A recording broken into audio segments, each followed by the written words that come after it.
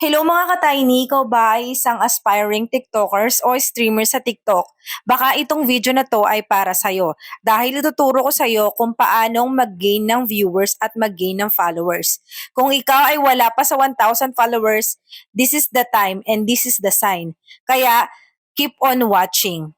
Kung hindi ka pa naka-follow, this is the sign para i-follow nyo na ako.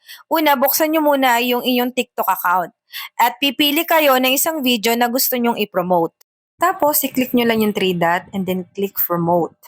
So, dito magpa-prompt kayo kung saan pipili kayo ng inyong goal. Una, video views, more followers, more profile views.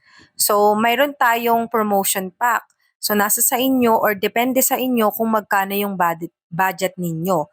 And of course, kailangan din ninyong malaman kung ilang duration ninyo ipopromote ang inyong video.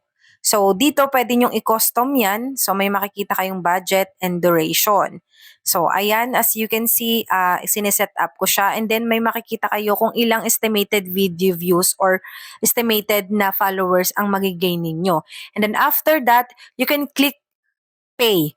So, after you click the pay, so magpa-prompt kayo kung saan isi-select nyo yung payment method ninyo. So, akin ay GCash dahil yun yung mayroon ako. Pwede din Maya, PayPal, or credit card o debit card.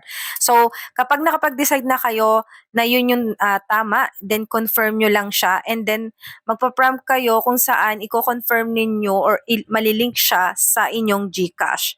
And then, after that, yun, hihintayin nyo lang yung approval ni TikTok. And that's all. Thank you for watching!